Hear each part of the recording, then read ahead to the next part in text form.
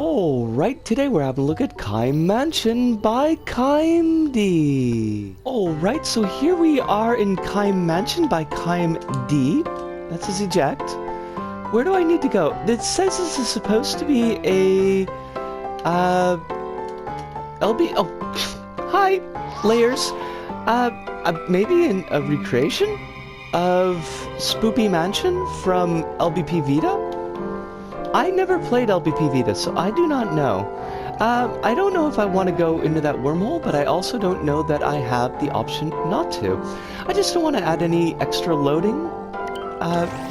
You know, time is of the utmost and essence. Nice little transition there. I am one who appreciates a nice little transition. I thought there would be something hidden there. That seemed like the perfect spot to hide things. But I like it. So far, that's very bright. Dark, matches too dark, so I can't think of anything. Let's get out here and cooperate with me. Please turn on the light. We help each other out. I would love to do that. Oh, neat. They're gonna be, are we friends? I hope that we're friends. I like friends. Unless there's gonna be, what? Does this, oh, it's gotta go the other way. But what? Why would you fudge? Why would you set it up like that? Why would you have the arrows pointing in both directions? That's just confusing. Do you really want to... Oh, we can't... No! Oh, crumbs! Okay, good. Is that really the way that we want to do it? I mean, it is LBP 2. There's a little bit more difficulty in getting sack bots to do what we need them to do. And this is already looking kind of complex, having them help us out throughout the level. So, like, I appreciate the difficulty of it, but it seems like that's a really good way to kind of brick the level, the way that they have that little bit set up right there. So, that's an issue. But I am, as I was struggling to say, I am generally liking it. I would like if there was just a little bit more variety. Oh, that's so cute. A little bit more variety in the colors of materials. It feels like things kind of blend together a bit. You've got a lot of these darker browns. I mean, the actual material color is light, but with the lighting, that it kind of shades together. Like that effect.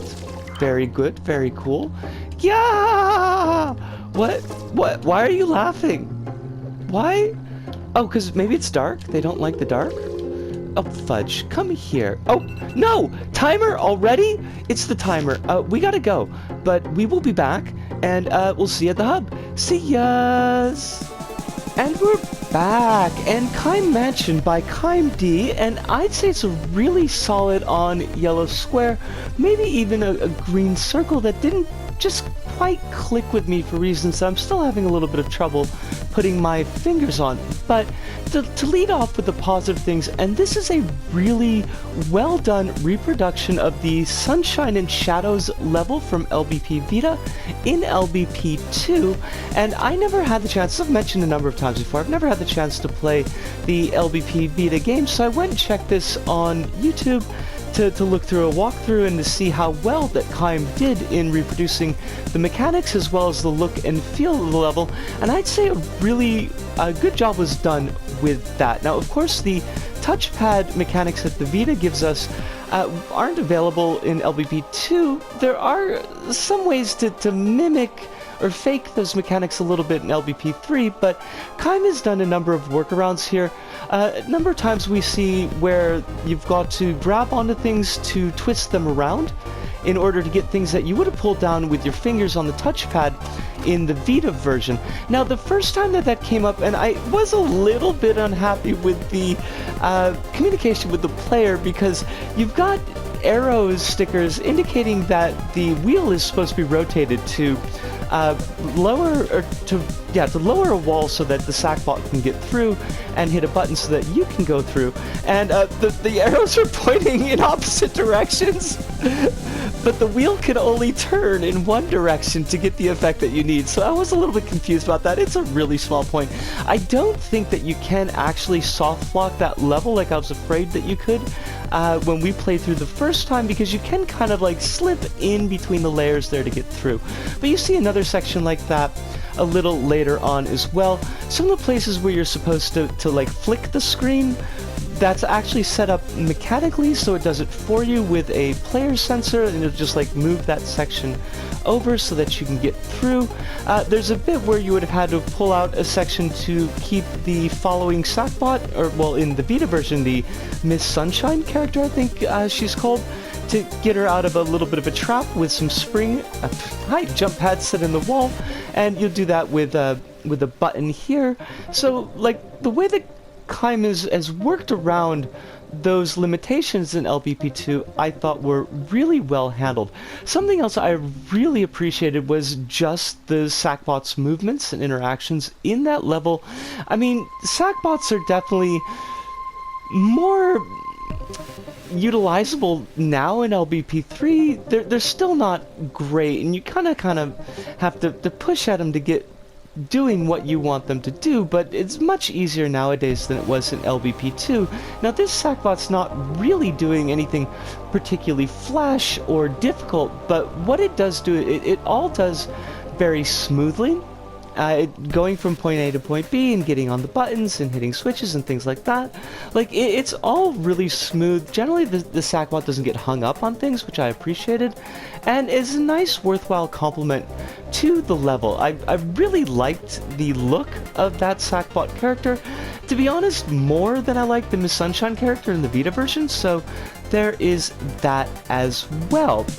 The construction of the level and the presentation of the level, and just purely from a construction standpoint, I think it's really nice looking. It's a really good looking level, and it matches up, maybe not one-to-one with material choices and things like that with the Vita level, but it does match it up well enough that you can definitely say, yeah, that's where it's coming from.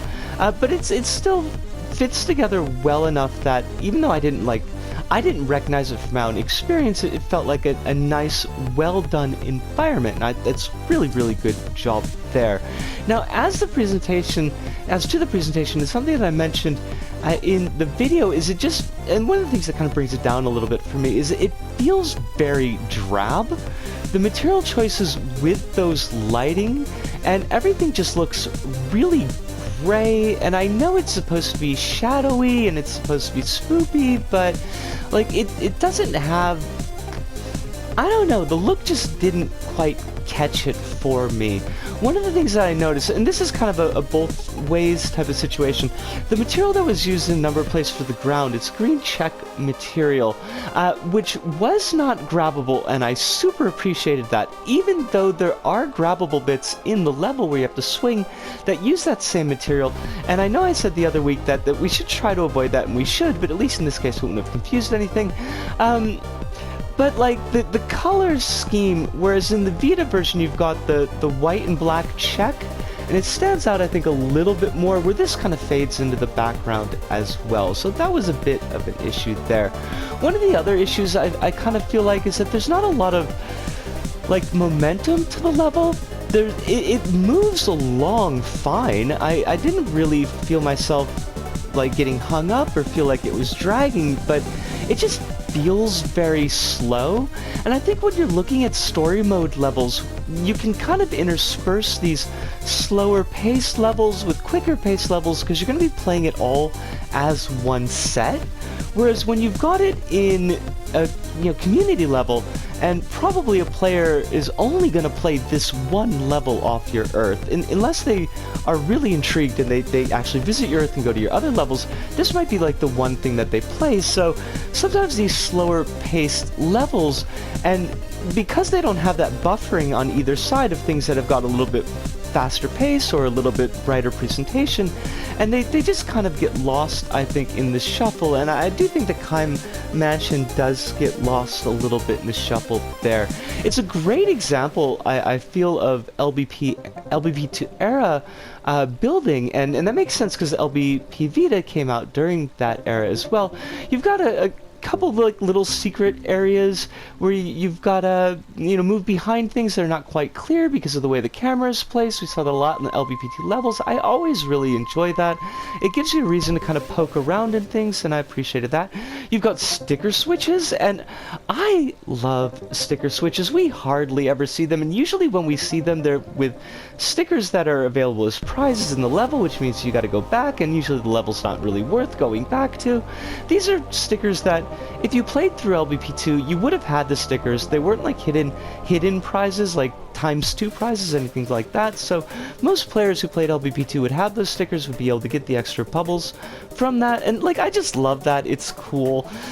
But at the end of the day, I went and I played a number of Caim-D's other levels, and I wish, honestly, that I had played like any of them for the show instead of this one, because they all have a lot more, I feel, in Caim's personality, in their presentation, in their layout, and their play styles. They're a lot more vibrant levels. They're a lot more charming levels. I played through, and probably what I should have played through for this one so that we could have a Halloween theme, was Caim Wonder Night, where you're helping some of the characters from actually J-Side LBP, and it was great because like I recognized all the characters, and you're helping, I think, Ajisachi, I think is her name, and trying to escape from an evil witch, and who's also an LBP J-Side creator, whose name escapes me at the moment. And it's just like a really fun paint-native level. It's got like a really great look. The character design's really fun. I enjoyed the heck out of that. I played Caim Ride, which is, it's not really a super complex level, but it's got a nice little vehicle to it that you race around the level in, and I thought it was a pretty good mechanical piece, even though visually it didn't super stand out. I also played a level called Sacred Wood, which is just kind of, I don't know, it's like a wood-themed platformer that just looks really cool. It's got a more simplified version of the Wheel of Death from LBP1, and that was neat to run into, but it's just, like, those three levels were so great, and well, okay, so, Wonder Night and Wonder Night and Sacred Wood would have been green circles. No problems at all. Like, I super recommend those levels. They were really cool. And Caim Ride was a fun one, and I think it might work with 2 players, but I only had me, so I can't really check that one. But I would definitely recommend taking a spin around Caim-D's Earth, because, like, there's a lot of cool stuff on there, and you can go through their hearted creators and get a bunch of J-Side creators as well, who aren't active anymore because those servers got shut down. But this level, like, it's worth a play. It's worth seeing what was done and how that Vita level was translated in LBP2, but, like, it's not, I wouldn't say, like, top tier from that group, and I guess that's really what it comes down to in the end. I lost my train of thought, but I'm not going to re-record this because this is like my 4th time. So yes, recommendations: Caim Wonder Night, yes. Sacred Wood, absolutely. Caim Ride, yes. And Caim Mansion, sure, just to see what's been done with it. But that pretty much does it for us here, this go about. So, from me, Disco, here in Tokyo, to all of you out there, wherever you may happen to be, thank you, arigato, sayonara, see you, and ciao.